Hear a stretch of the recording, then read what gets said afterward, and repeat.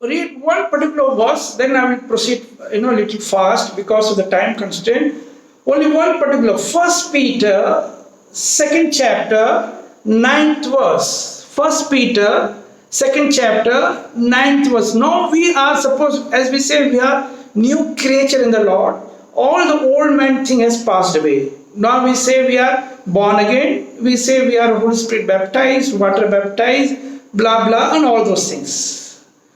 But again, if such kind of partition walls are there, such kind of discrimination is there, as I told to that pastor, senior pastor of Tinevali, you need salvation. You are not saved. You need deliverance because you are under the captivity of the Lucifer. We have to understand who we are. Read that book of First Peter, second chapter, 9th verse, who we are. మరి 1 పేతురు 2వ అధ్యాయము 9వ వాక్యంలో ఈ విధంగా వ్రాయబడి ఉంది. అయితే మీరు చీకటిలో నుండి ఆశ్చర్యకరమైన తన వెలుగులోనికి మిమ్మును పిలిచిన వాని గుణాతిశయములను ప్రచురము చేయు నిమిత్తము ఏర్పరచబడిన వంశమును, రాజులైన యాజక సమూహమును, పరిశుద్ధ జనమును, దేవుని సొత్తైన ప్రజలనై ఉన్నారు. మరి మనము ప్రత్యేకించబడిన వారముగాను, మరి ఆయన గుణాతిశయములను ప్రచురము చేసే మరి వంశముగాను దేవుడు ఏర్పరచుకుని ఉన్నాడు. మనం రాజులము, యాజకులము, పరిశుద్ధ జనముగా దేవుడు ఆయన సొత్తుగా మనల్ని ఏర్పరచుకున్నప్పుడు మనము సంఘాన్ని కులముతో మనం ఏం చేస్తున్నామంటే మరి పైకి ఎదగనీయకుండా మనమే అడ్డుగోడలు కట్టుకుంటున్నాం. మరి నేను ఆ తిరునల్వల్లిలో పాస్టర్ కూడా అదే చెప్పాను, ముందు నీకు రక్షణ అవసరం. ఎందుకనంటే ఒక కులముతో నువ్వు ఒక సంఘాన్ని, అది చిన్న సంఘము, మేము గొప్పవారము, మీరు అక్కడికి వెళ్ళకూడదు, మీరు అక్కడ పరిచర్య చేయకూడదు అన్నప్పుడు ఆయనకి ముందు రక్షణ కలగాలి. ఎందుకు మనం మారు మనసు పొందుకున్నామంటే పాతవి అన్ని కూడా గతించిపోవాలి. మనలో ఉన్న అంతకు ముందున్న పాతవి ఏవి కూడా కనిపించకూడదు. అప్పుడే మనము నూతనమైన సృష్టిగా దేవుని రాజ్యములో పరిపూర్ణులుగా ప్రవేశించడానికి మన అర్హతని పొందుకుంటాం. దేవునికి మహిమ కలుగును గాక. Even in some churches, the promotions of the junior pastor or the assistant pastors is done on the basis of the caste. If the main head pastor is of the particular caste, he will promote only of his caste. So the groupism, more worse than the political parties, more worse, it is the captivity of the demonic spirit. They are the demonic, the Lucifer is only, controlling all such pastors, and such kind of divisions are brought by the Lucifer. They are not, we cannot say that they are led by the Holy Spirit. They are led by some other evil spirit. If they talk about such kind of soul caste church, this kind of church, that kind of church, and all such kind of discrimination, promotion on the basis of only the caste is happening in the church, it is not acceptable. They are not, maybe the number is more, but they are not spiritually grown up children of God. మరి కొన్ని సంఘాలు, పెద్ద సంఘాలు ఉంటాయి. మరి ఆ సంఘాల్లో మరి కొన్ని బ్రాంచులకి పంపించాలనుకున్నప్పుడు మరి కొంతమందిని నియామకం చేస్తుంటారు. మరి పెద్దలుగా, పాస్టర్లుగా నియామకం చేసేటప్పుడు వాళ్ళల్లో ఈ పెద్ద పాస్టరు ఏ కులంకి సంబంధించిన వాడు, ఆయన ఏం చేస్తాడంటే ఆ కులానికి సంబంధించిన వాళ్ళకే ప్రిఫరెన్స్ ఇస్తాడు, వాళ్ళకే ప్రాముఖ్యతనిస్తాడు. వాళ్ళే సంఘ పెద్దలుగా చేయడమో లేకపోతే సంఘ కాపరులుగా చేయడమో, మరి దాన్ని దృష్టిలో ఉంచుకొని మరి సంఘములో బాగా ఆత్మీయంగా ఉన్న వాళ్ళని కూడా పక్కన పెట్టి వాళ్ళ కులానికి సంబంధించిన వారని సంఘ పెద్దలుగా చేయడమో లేకపోతే సంఘ కాపరులుగా చేయడమో చాలా దగ్గరలో జరుగుతుంది. ఇది ఎట్టి పరిస్థితుల్లో ఒకవేళ సంఘములో అనేకమైన మంది రావచ్చు, సంఖ్యలో అది చాలా పెద్ద సంఘం అయి ఉండొచ్చు, కానీ ఇటువంటి సంఘాలు కరెక్ట్ గా దేవుని దృష్టిలో మాత్రము మాదిరికరంగా లేవు. అట్టి వారు సంఘ అభివృద్ధికి అడ్డుగోడలుగా, మరి ఆత్మీయ ఎదుగుదల లేని వారుగా మరి దేవుని దృష్టిలో వాళ్ళు నిలబడిపోతున్నారు. ఆ విషయాన్ని గ్రహించుకొని మనము అటువంటి అడ్డుగోడల్ని తొలగించాల్సిన అవసరత అది ఎంతైనా ఉన్నది. దేవునిలో మనం పరిపూర్ణులుగా ఎదగవలసిన అవసరం ఎంతైనా ఉన్నది. దేవుని మహిమ కలుగును గాక. As we read in the book of First Peter, 2nd chapter, 9th verse, we have read there, as we call ourselves, we are the new creature in the Lord. We call ourselves that all the old man nature has gone away. as we read in the book of Galatians, we read in the book of Galatians 3rd chapter 27th verse, that as many as those who are baptized, we are putting on the garment of Jesus Christ. We are now in between us, there is neither Jew nor Greek nor men nor women. We all are one in Christ. In the book of Galatians 3rd chapter 27-28, it is mentioned very clearly. Now in 1 Peter 2nd chapter, it says that who we are the chosen generation, we are the royal priesthood and of the holy nation, a peculiar people, that we should show forth the praises of him who has called you and me. Glory to God. Hallelujah. So we have to understand who we are.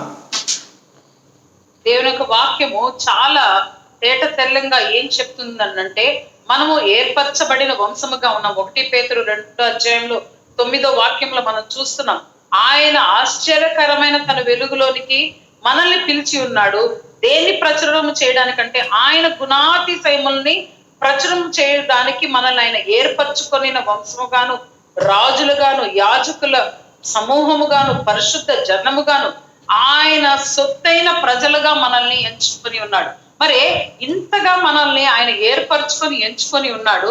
మరి గలతీ పత్రిక 3వ అధ్యాయము 27-28లో ఏం రాయబడి ఉందంటే, మరి మనల్ని ఏర్పరచుకున్నాడు అని అంటే మనం ఎలాంటి వారంగా ఉన్నామంటే, క్రీస్తులోనికి బాప్తిసము పొందిన మీరందరూ క్రీస్తును ధరించుకొని ఉన్నారు.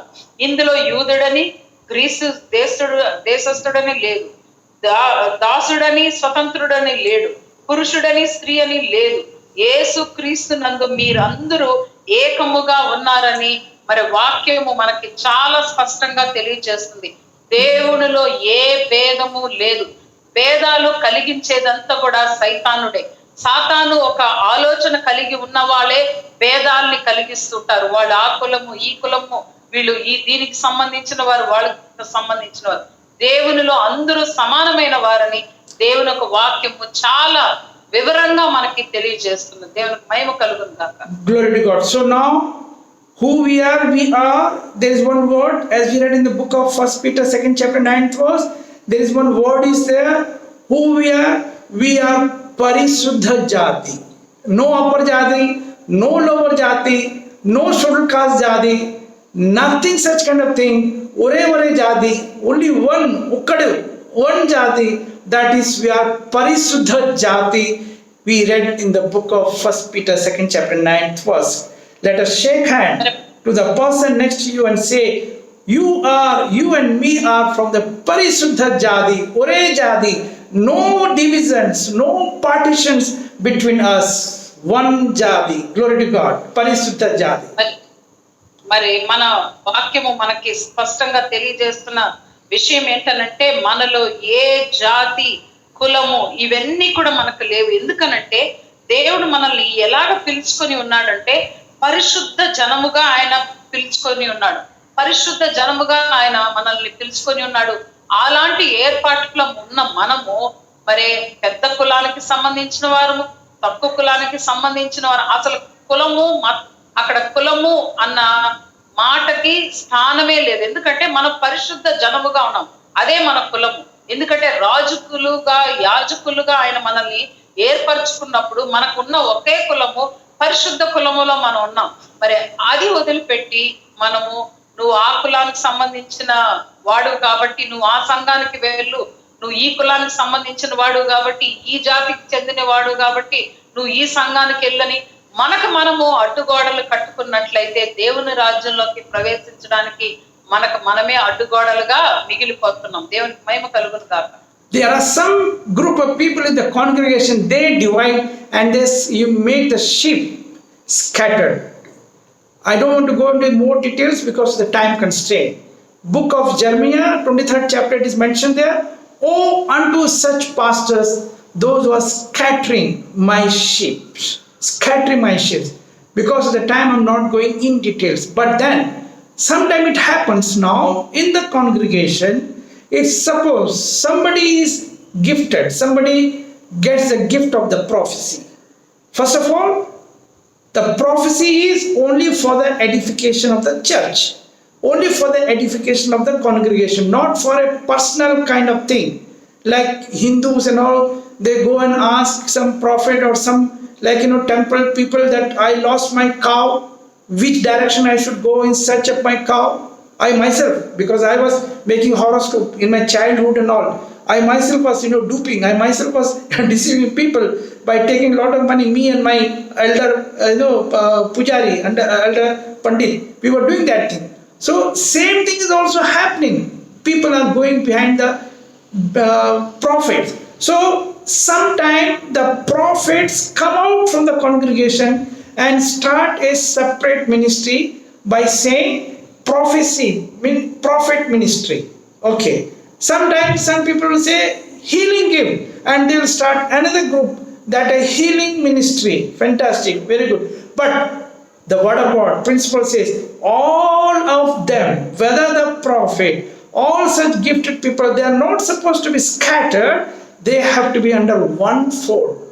As we read in the book of Ephesians 4th chapter 11th verse, all under one fold, unitedly, they have to work under the pastor, under the top leadership, for the growth of the church. That is the biblical principle. మనమందరం కూడా దేవునిలో ఎదగడానికి మరి ఈ అడ్డుగోడలన్నీ కూడా తీసివేయాలి. మరి సంఘములో కొంతమంది ఉంటారు, ఈ భేదాలని వాళ్ళే కలిగిస్తుంటారు. ఈ భేదాలని కలిగించి వాళ్ళు ఏం చేస్తారంటే, సంఘములో ఉన్న వారిని మరి సగం మంది ఒక వైపు ఉంటారు, ఇంకొక సగం మంది ఇంకొక వైపు ఉంటారు, ఇంకా కొద్ది మంది ఇంకొక వైపు ఉంటారు. ఇటువంటి వారి గురించి మరి ఇర్మియా గ్రంథంలో 23వ అధ్యాయములో అటువంటి సంఘములో ఉన్న వారికి అయ్యో అని రాయబడి ఉంది. ఎందుకంటే వాళ్ళు సంఘములో విభేదాలను సృష్టించి సంఘాన్ని అభివృద్ధిలోకి నడిపించుకుంటూ ఉన్నారు. ఇవి మన వాస్తవానికి చూస్తున్నాం. నేను అత్యధికంగా అందులోకి వెళ్ళడం లేదు, సమయం లేనందువలన. మరి అటువంటి వారు మరి సంఘముని అభివృద్ధిలోకి నడిపించుకుంటారు. వాళ్ళు ఏం చేస్తున్నారు అంటే, మరి అన్ని విధాలుగా అడ్డుగోడలుగా వాళ్ళు మిగిలిపోతున్నారు, ఇతరుల్ని ఎదగనీయకుండా చేస్తున్నారు. మరి ఎఫెసీ పత్రిక 4వ అధ్యాయంలో 11వ వాక్యంలో ఏమున్నదంటే, మనమందరము విశ్వాస విషయములో దేవుని కుమారుని గూర్చిన జ్ఞాన విషయములోను ఏకత్వము పొంది సంపూర్ణ పురుషులము అగు వరకు, అనగా క్రీస్తునకు కలిగిన సంపూర్ణతకు సమానమైన సంపూర్ణత కలవారము అగు వరకు ఆయన ఈలాగు నియమించును. గనుక మనము యేసు ప్రభువును వెంబడించే సరైన సంఘము, పద్ధతిగా ఉన్న సంఘం అయితే యేసు ప్రభువుకి సరిసాటిగా సంపూర్ణతలోకి, ఉన్నతమైన స్థాయికి మనం ఎదగవలసిన అవసరము ఎంతైనా ఉన్నది. విభేదాలని సృష్టించడము, విభేదాలని కలిగించడము, సంఘంలో ఆ విధమైన అల్లకల్లోలమైన పరిస్థితి కలిగించేదంతా కూడా సైతాను ఒక క్రియగా ఉన్నది. మరి దేవునికి మహిమ కలుగుతాక. So I'm just running because the time Jesus also rebuked Peter, because Peter was having that attitude, insulting others, condemning others, judging others, or sometimes bringing hindrances in the church growth. When people are glad, when some other people are falling, hating, insulting others, all the Bible verses are written there. You can read at home all those things, because the time I'm not going in detail. These are the things are not dominating in the congregation. We have to break all such things and make our church grow for the rapture, for the first batch of resurrection. మరి ఇక్కడ వ్రాయబడిన, మరి అక్కడ మనకి చూపించే screen లో ఉన్న మత్తయి సువార్త 16వ అధ్యాయంలో 13 నుంచి 23 దాకా వ్రాయబడింది. అక్కడ పేతురు కూడా మరి విభజించి మాట్లాడినప్పుడు యేసు ప్రభు ఆయన గద్దిస్తున్నట్లుగా మనం చూస్తున్నాం. Need not read. You don't read. Need not read. I'm not reading. Okay. I'm not reading. Jesus rebuked Peter because of his bad attitude. His attitude became wrong, which was not. Then Jesus rebuked him. Sometimes condemning, sometimes judging others. People are glad, one pastor is glad, one other pastor is falling down. Hating, insulting brothers, all such things. These are the old man natures. We have to be delivered from Lucifer's hand with all those characters. మరి ఇక్కడ రాయబడిన ఈ వాక్యము references లో మనం చూసినట్లయితే, ఇతరుల్ని తక్కువ చూపించడము, వాళ్ళని మనము తక్కువ చేసి మాట్లాడడము, లేకపోతే వాళ్ళని న్యాయం తీర్చడము, లేకపోతే ఎవరైనా పడిపోయినప్పుడు వాళ్ళు మరి ఏ విషయంలో పడిపోయినా దాని గురించి మనం ఆనందపడము, లేక వాళ్ళని మనము అవమానపరచడము, మాటలతో గుచ్చడము, ఇవన్నీ కూడా మనల్ని దేవుని రాజ్యంలోకి నడిపించవు. ఇవన్నీ కూడా సాతానొక క్రియలు. ఆ సైతానొక క్రియలు మనలో ఏ మాత్రం కనబడకుండా ఉంటేనే మనము దేవుని ఒక రాజ్యంలోకి ప్రవేశించడానికి, సంఘ అభివృద్ధిలోకి మనము పాత్రులం అవుతాం. దేవునికి మహిమ కలుగును గాక. Now, again the deceptive trick of Lucifer is very very important. It is very very prevalent there in US, UK, Europe. That is, for no reason there will be divorcing. People divorce without any reason. That's becoming some very complicated issues in many of the churches in North America, South America, even US, UK, and also it's happening there in India in major cities like Delhi, Bangalore, also in Hyderabad, major cities. The divorce culture is increasing in the churches also. These are the Lucifer tricks to divide the marriages. మరి ఇంకా కొన్ని సంఘాల్లో మనం చూసినట్లయితే ఈ విధంగా, అంటే ఇక్కడ మరి అమెరికాలో, నార్త్ అమెరికాలో, సౌత్ అమెరికాలో కానీ, ఇంగ్లాండ్ లో కానీ అనేకమైన దేశాల్లో ఇప్పుడున్న వాతావరణం ఏంటనంటే, సంఘములో మరి ఇంత వాక్యంతో కట్టబడిన మనము అత్యధికముగా ఈ దినము వాళ్ళు ఏం చేస్తున్నారంటే డైవర్స్ చేసుకుంటున్నారు. అంటే భార్య భర్త విడిపోతున్నారు. ఎందుకు ఈ విధంగా జరుగుతుంది అనంటే, సైతాను మరి సంఘాన్ని జల్లెడిస్తుంది. ఈ విధమైన సమస్యలతో, అంటే భార్య భర్త మధ్య ఒక ఏకీభావం లేకుండా వాళ్ళిద్దరూ మరి విడాకులు తీసుకోవడము, ఇది మరి వేరే దేశాలే కాదు, ఇండియాలో కూడా చాలా పెద్ద పట్టణాల్లో ఇవి మామూలుగా జరుగుతున్నాయి. ఇక్కడ వ్రాయబడిన వాక్యము మరి మత్తయి సువార్త 19:9, మరి మత్తయి సువార్త 5:32, 5:22 వీటన్నిటిలో చూసినట్లయితే మరి సంఘములో భార్య భర్త సంతోషంగా రాకుండా వాళ్ళ మధ్య విభేదాలను సృష్టించి వాళ్ళు మరి విడిపోవడానికి కూడా సైతాను అనేకమైన పన్నాగాలు పన్నుతుంది. మహిమ కలుగును. If you see all the 40 videos what we have recorded during the quarantine, in details you can read all those things. Only some topics I'm taking. What Jesus has spoken about the divorce.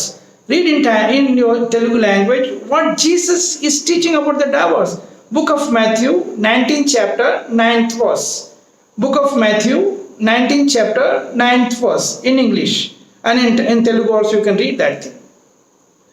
మరి మత్తయి సువార్త 19:9 వాక్యములో మరి ఏం రాయబడి ఉందనంటే, మరియు వ్యభిచారము నిమిత్తమే తప్ప తన భార్యని విడనాడి మరి ఒకతిని పెండ్లి చేసుకున్నవాడు వ్యభిచారము చేయుచున్నాడనియు, విడనాడబడని దానిని పెండ్లి చేసుకున్నవాడు వ్యభిచారము చేయుచున్నాడని మీతో చెప్పుచున్నానని వారితో అనెను. అంటే భార్య భర్త విడిపోవడానికి కారణాలు ఏమైనా కానీ ఇక్కడ చాలా చక్కగా వ్రాయబడింది. ఎందుకు వాళ్ళు విడిపోతున్నారు, వాళ్ళు విడిపోయినప్పుడు కారణాలు ఏంటి, దాని ద్వారా వాళ్ళు వ్యభిచారము చేస్తున్నారని దేవుని యొక్క వాక్యము చాలా తెల్లంగా మనకి తెలియజేస్తున్నది. The significant here is, okay, in one condition they can divorce, that is the immorality, sexual immorality. But then even if they are divorcing, they are not supposed to marry.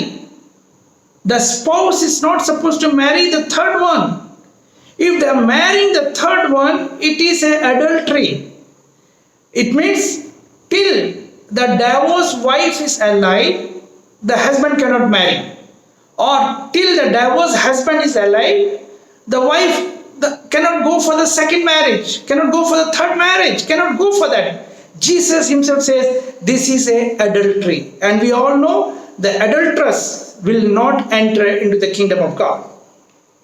మరి దేవుని వాక్యము మనకు స్పష్టంగా తెలియజేస్తున్న విషయం ఏంటంటే, విడాకులు తీసుకున్న తర్వాత మరి విడాకులు తీసుకున్న ఆ భార్య కానీ మరి వేరే ఒకరిని వివాహం చేసుకోకూడదు, మరి భర్త కానీ వేరే ఒకరిని వివాహం చేసుకోకూడదు. ఎందుకంటే విడాకులు అనేది ఎప్పుడు మరి వాళ్ళు చేసిన మరి ఏదైనా పొరపాటు వల్ల జరిగిన ఆ మరి విడాకుల్లో ఆ విధంగా చేసినప్పుడు వాళ్ళు బ్రతికి ఉన్నప్పుడే వీరు మళ్ళీ ఇంకొక వివాహం చేసుకున్నట్లయితే అది వ్యభిచారముతో సమానమని దేవుని యొక్క వాక్యము స్పష్టంగా మనకి తెలియజేస్తుంది. There are many pastors, they have 2 marriages or 3 marriages also. Anyhow, we have to be very careful on this particular aspect. The church leaders should not allow such kind of divorce in their congregation. If they do, they should not even give them, like the Holy Communion. That is the thing. And the next is the Lucifer is having the deceptivity. I'm going a little fast. The immorality between, like men to men, gay marriages, lesbian marriages, all such kind of things are happening in the churches. Happening. The churches are approving. Bishops are giving the recommendations for gay marriages. It's happening in America, happening in so many other countries. It's happening. And I don't know whether it is there in India or not. Sister must be knowing better. But these all things are happening. In the last days, even the children will be disobedient to the parents. In the sense, many Christians children are in living relationship. Before marriage, they are living together. In Bangalore city, in some big cities, Delhi and all. Before marriage, ITs and all those things, they live together like a marriage with the sexual things and all. We have to speak boldly on such kind of things. These are the Lucifer tricks, and such people will not inherit the kingdom of God. Hallelujah. మరి దేవుని వాక్యం మనతో స్పష్టంగా తెలియజేస్తున్న విషయం ఏంటంటే ఈ దినాల్లో మరి లూసిఫరు అనేకమైన తంత్రాలతో సంఘం అభివృద్ధి చెందకుండా చేస్తుంది. ఎలాగనంటే సంఘములో మరి విడాకులు తీసుకున్న వారికి మరి వాళ్ళకి ప్రభు బలలో పాలు పంపులు ఇవ్వకూడదు. ఎందుకనంటే మరి ఆ విధంగా ఏ కారణం చేత వాళ్ళు తీసుకున్నారు, ఇవన్నీ కూడా మనము చాలా జాగ్రత్తగా తెలుసుకోవాల్సిన అవసరం ఉంది.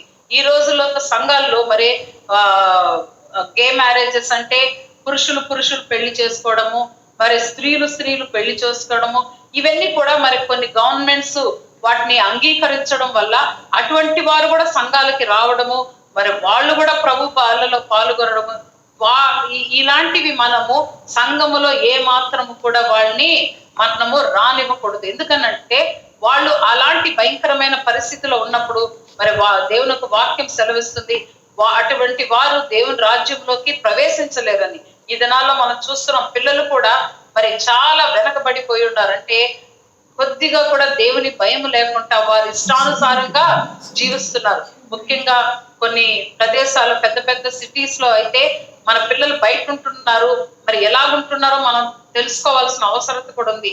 కొన్నిసార్లు పెళ్లి అవ్వకముందే వేరే వాళ్ళతో వాళ్ళు సహజీవనం చేస్తున్నారు. మరి వాళ్ళు సహజీవనం చేస్తున్నారు అనంటే అన్ని విధాలుగా భార్య భర్తగానే ఉంటున్నారు. మరి ఇవన్నీ కూడా చేస్తున్నప్పుడు సంఘము అభివృద్ధిలోకి రాదు.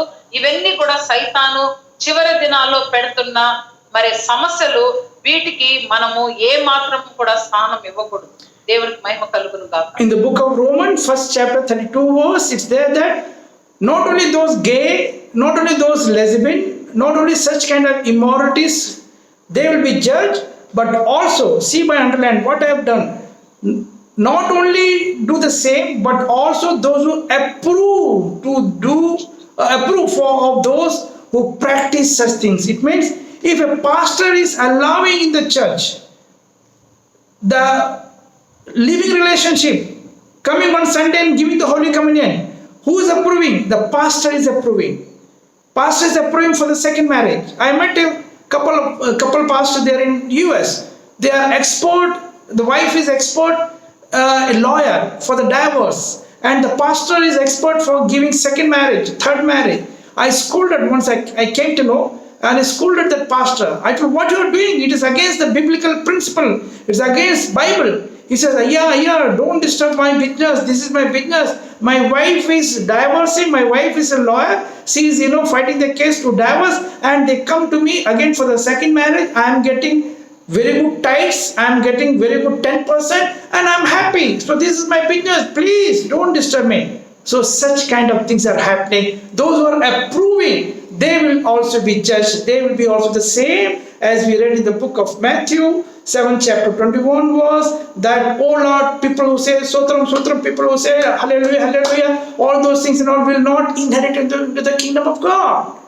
They will say, I have done this work, I have done miracle, I have cast out demon. Jesus will say, I know you not, depart from here. That kind of judgment will be there. Glory to God. Hallelujah. Sir, my video is going to get disconnected. I'll just get back, sir. Can you? I've heard your this one. We are able to see you. You can translate. We are able to see you. Okay, sir. Okay. You translate. Keep translating.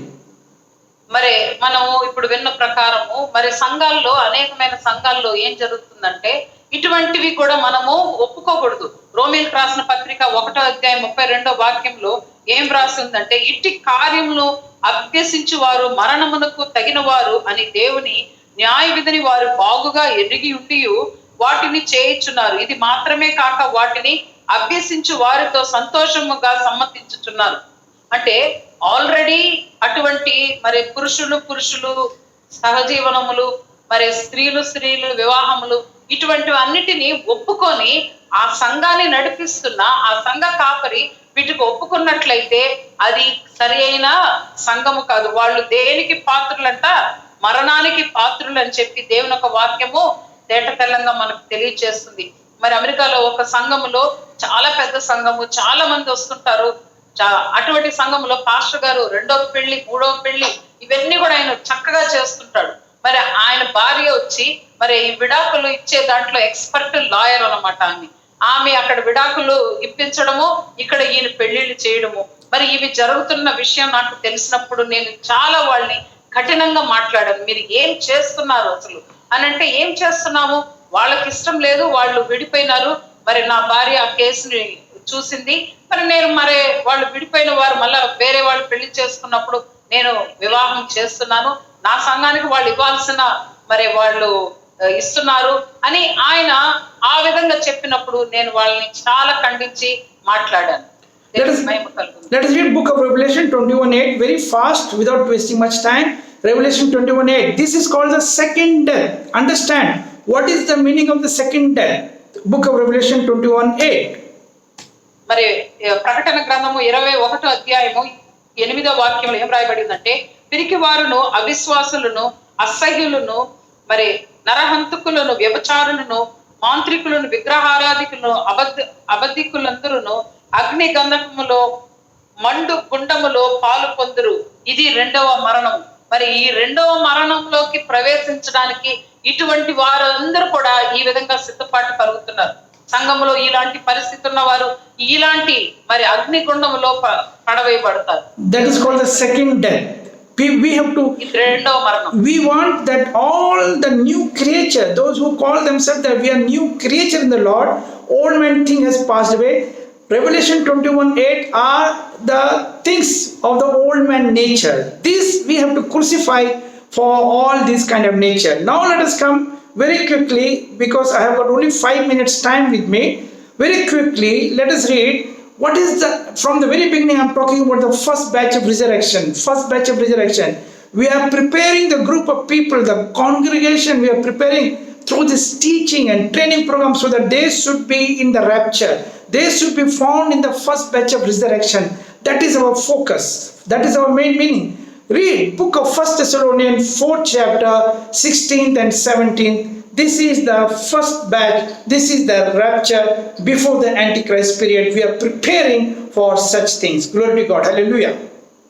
మరి మన బోధన ఎందుకనంటే, మరి ఈ మొదటి పునరుద్ధానంలో మనమందరం పాలిభాగస్తులు అవ్వడానికే మనము ఇలాంటి బోధన చేస్తున్నాం. మరి దానికి సంబంధించిన వాక్యం మనం చూసినట్లయితే 1 తెస్సలోనికల పత్రిక 4వ అధ్యాయము 16-17 వాక్యంలో ఏమై ఉన్నదంటే, ఆర్భాటముతోను, ప్రధాన దూత శబ్దముతోను, దేవుని బూరతోను పరలోకము నుండి ప్రభువు దిగివచ్చును. క్రీస్తు నందుండి మృతులైన వారు మొదట లేతురు. ఆ మీదట సజీవులమై నిలిచి ఉండి మనము వారితో కూడా ఏకముగా ప్రభువును ఎదుర్కొనుటకు ఆకాశ మండలమునకు మేఘముల మీద కొనిపోబడుదుము. కాగా మనము సదాకాలము ప్రభువుతో కూడా ఉందుము. కాబట్టి మీరు ఈ మాటల చేత ఒకరినొకడు ఆదరించుకొనుడి.